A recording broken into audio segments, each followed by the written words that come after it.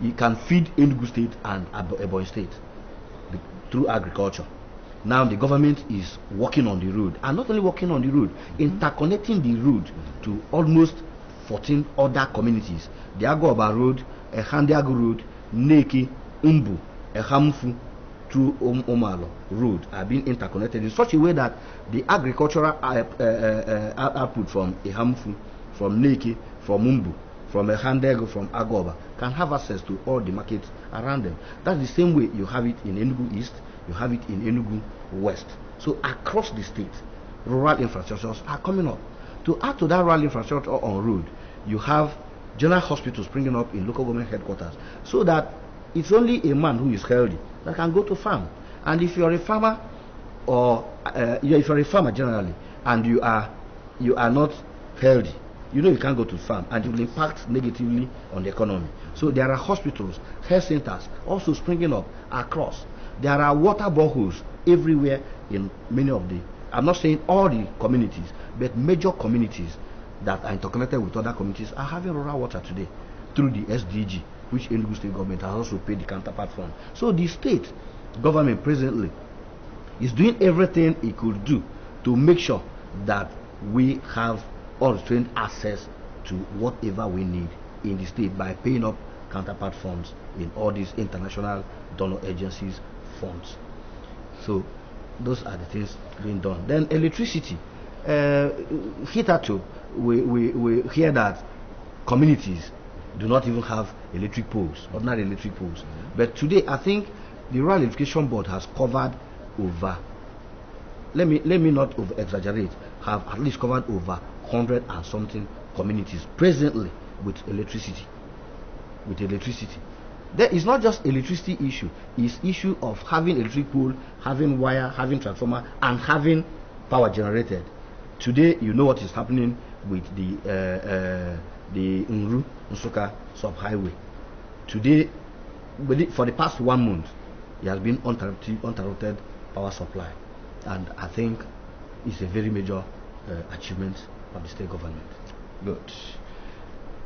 On another level, Honorable Onyekachi Ugwu, the problem has always been for some people at some point in time to feel alienated in the scheme of things. Exclusion. Probably that was the scenario before Enugu State was created. Today, Honorable Onyekachi Ugwu, what is the level of inclusion of the people of Enugu State and the government of Enugu State across the board? Thank you. In the days of East Central State, up to the days of Anambra State, when we had Imo, Enugu, Abakaliki, and President Anambra all together in a state, the recurring challenge has always been that of marginalization. The Ebonyi man felt marginalized, the Nsukka man felt marginalized, the Enugu man felt marginalized. It was a very clear testimony that Anambra axis with the Imo and Abia axis took almost the princely positions in Enugu State, took up almost all whatever you think is worthy. During the time of Jerome Udoji, we will remember how even the loan that was disbursed, and that is why you can be talking about Nnewi becoming the economic hub of the entire Southeast, because 99% of the beneficiaries were coming from that axis, because the man who administered it was from Nnewi. So nepotism has always been a problem. But today, we are in Enugu State, because what prompted the creation of Enugu State was our cry against marginalization. So I don't think today anybody is complaining anymore about being marginalized in the state. If we had such cry yesterday, it was in the minimal compared to what we used to have before. Today, I think the cry has ended, because, like I said, if I said we will deploy government services to ensure that our people have equal opportunities. Today, if a road is being built in my community, Ezimo, for instance, a road is also being built in Mbo in the west. A road is also built in Nkerefi in the east.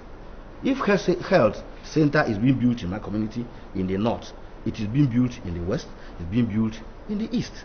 And you find out that this level of inclusion has brought what you have today in Enugu State, which is peace. People are no more crying, people are no more shouting.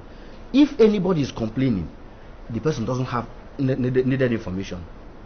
And also remember, there's nothing you do that will satisfy the whole lot of people. Some people will even see, you will even give them 1 billion naira and they will also continue grumbling, because there are people who are meant to grumble. So what I'm saying so far is that the story we have in Enugu State is a story of success of democracy. Thank you. Thank you so much. The story is that of success of democracy. Honorable Onyekachi Ugwu, thank you so much for coming. Thank you too. On behalf of the entire production crew, I am Chupudi Owube saying many thanks for being part of Agenda Update.